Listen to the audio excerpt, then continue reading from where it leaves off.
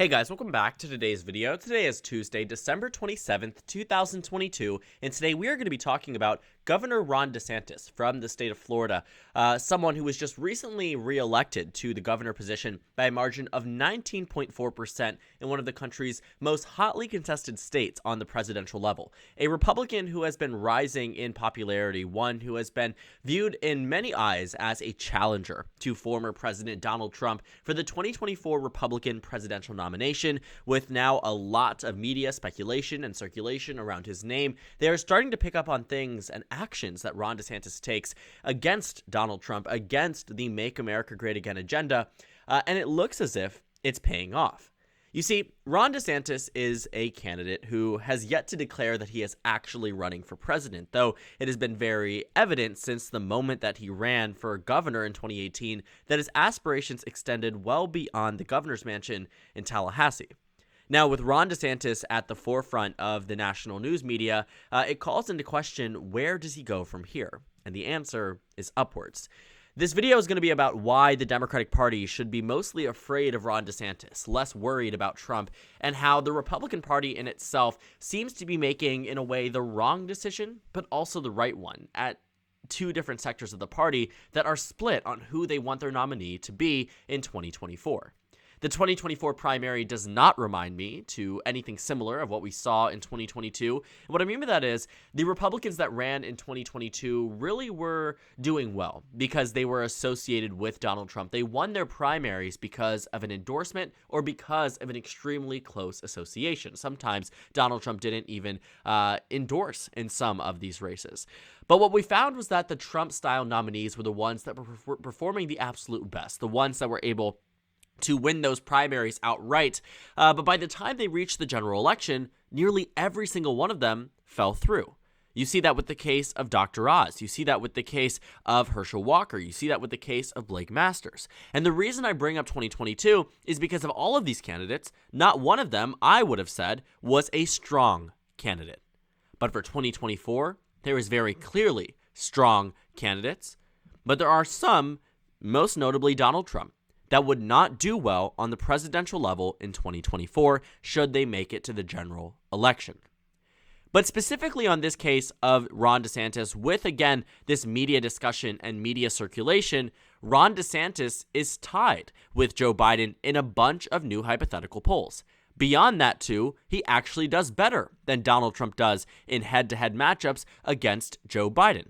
On the overall average, on the national level, Ron DeSantis wins by 1.3%. Donald Trump loses by about 2 points. Looking at some of these polls, you will find that in comparison, Ron DeSantis doesn't have as much outright name recognition as Donald Trump does. 39% is not realistic at all for any major party nominee on the presidential level, and that only happens when people don't recognize who you are. But it is something to be said that, let's take example, the USA Today Suffolk University poll. This looks like it is a group of 1,000 regular voters, registered voters, that are pretty well versed, at least in terms of who these political names are. And in a matchup between Trump and Biden, they choose Biden by 7 points. Trump shoots down to 40%, Biden jumps up to 47%. But against Ron DeSantis, keep in mind, amongst the same electorate, the same group of people, Joe Biden's numbers decrease by 4 down to 43, and Ron DeSantis' numbers go up by 7 up to 47. The point being, Ron DeSantis, amongst the same electorate that Biden beats Trump by 7, he wins by 4. And that isn't exactly something that I think we should find to be too surprising. At the end of the day, Joe Biden is unpopular. Democrats did, in fact, lose control of the House because Joe Biden was unpopular. But I will say that because of the impact of Trumpism, because of the impact of these extremist Republican nominees, the Democrats did quite well in 2022. They took what was supposed to be an abysmal year and turned it into an even more abysmal one, but for the Republicans. And I think that was a lesson that Republicans are now learning and learned the hard way and don't want to repeat in 2024.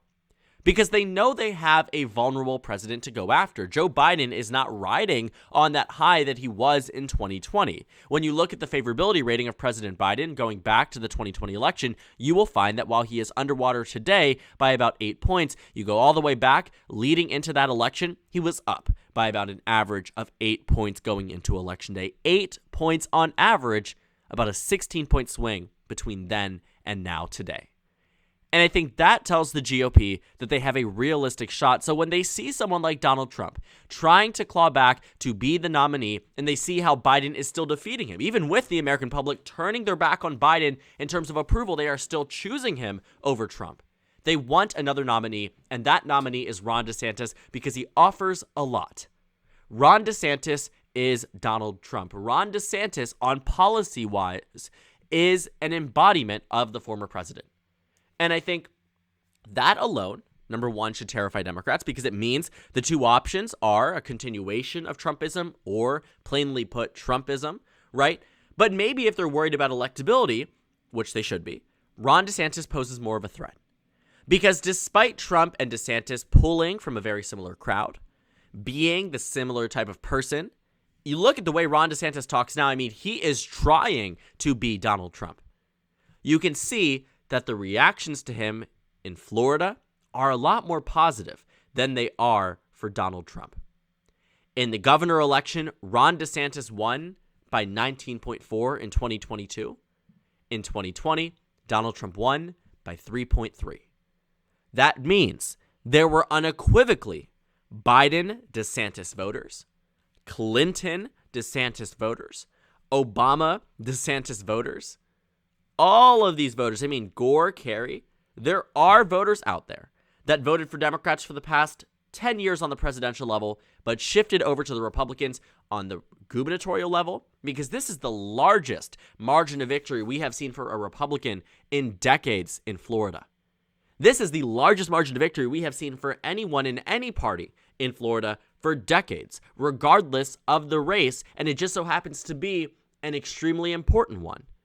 We remember the discussions that the governor race in Florida might be competitive because of Ron DeSantis' COVID response or pushback from some of the Republicans in the state over redistricting. But here's the thing. Voters didn't care. As much as they might have disapproved of him back in 2020, it is clear by the time we reach 2022 that DeSantis tapped in to a group of people. He tapped into a wide range across the electorate where nearly 3 in 5 voters voted for him in his re-election bid, flipping some extremely important counties that Joe Biden won in 2020. Miami-Dade County, a county that we knew was on track to flip in favor of the GOP. But here's the thing. Hillary Clinton won here by 30 points. Joe Biden won by 6. And a district and a county that hasn't gone to the GOP in decades goes to Ron DeSantis by double digits alone. This tells me that DeSantis has appealed to a group of minority voters, specifically Hispanic voters across the state, a traditionally reliable group for the Democratic Party that no longer is in Florida. And if Ron DeSantis can win here, chances are he can win elsewhere. The country isn't Florida. Don't get me wrong. I don't think Ron DeSantis' appeal drives over into Wisconsin, Michigan, and Pennsylvania to the extent that it does in Florida. I don't even think it gets so far as the border of Georgia. But what I do think is that even a slight improvement off of 2020, and this isn't my thought, this is a fact, a slight improvement for Donald Trump in 2020 would have meant the difference between losing and 4 more years. It wasn't as if Joe Biden had completely dominated against Donald Trump in this election. What we found was that the margin on the national level, sure, was 7 million votes.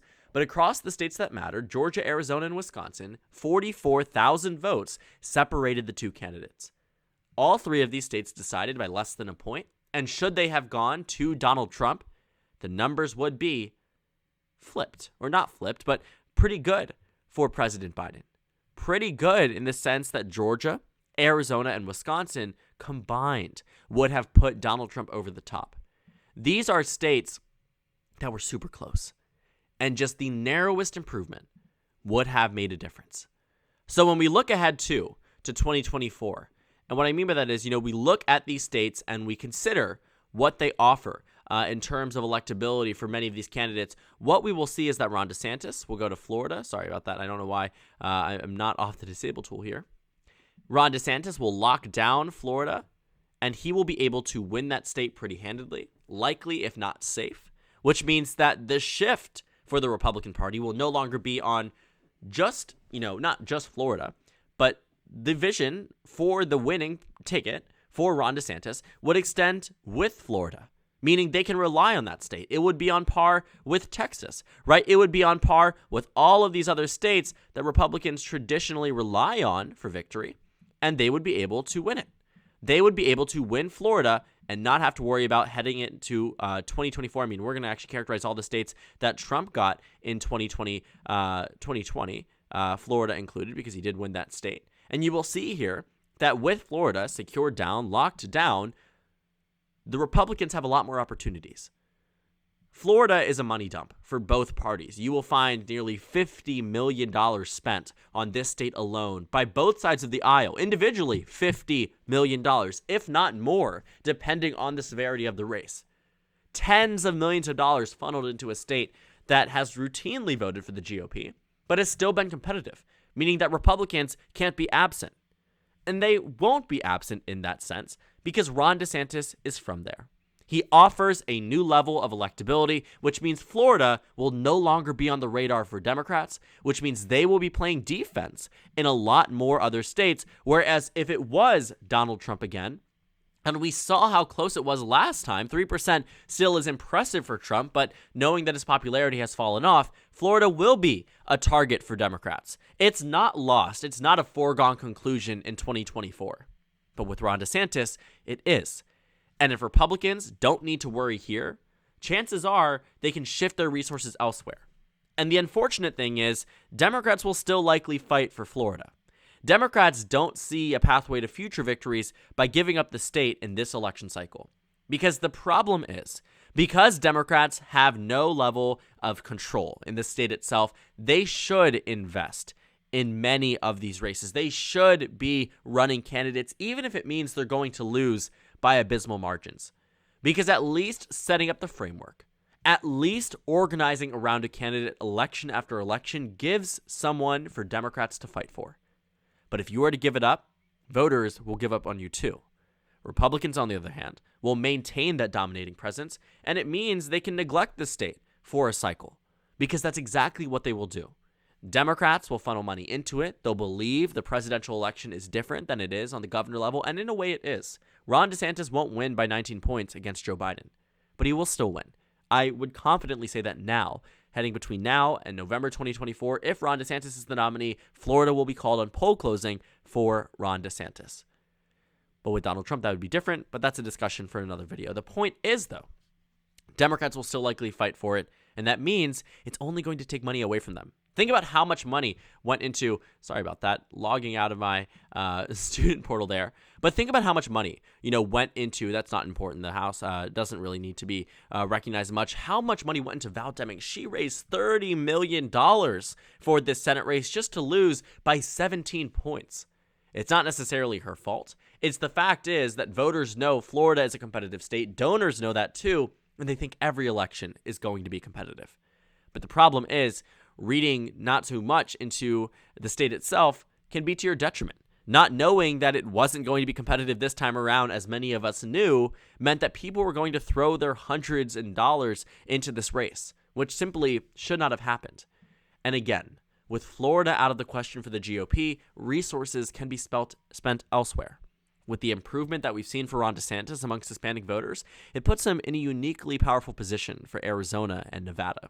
You can also see this to be true in terms of his improvement just in general amongst minority voters in totality across the state of Florida, which means you could see states such as Wisconsin, Michigan, Pennsylvania flip in favor of Ron DeSantis in 2024, including the state of Georgia.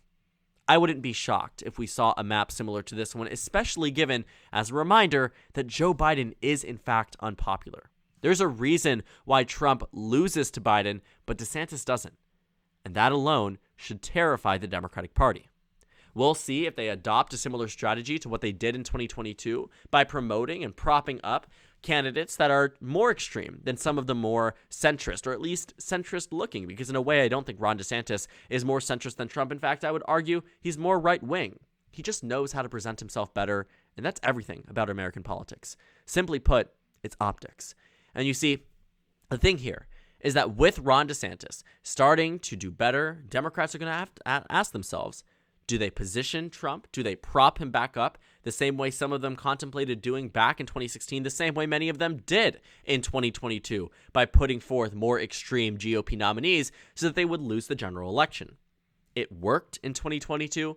The question is, will it work in 2024? Or will Republican primary voters choose Ron DeSantis on the issue of electability and trying someone new? Or will they revert back to their roots and go with Donald Trump for another 4 years should he win the general election? But ultimately, one candidate is much more of a threat to President Biden, and his name is Ron DeSantis.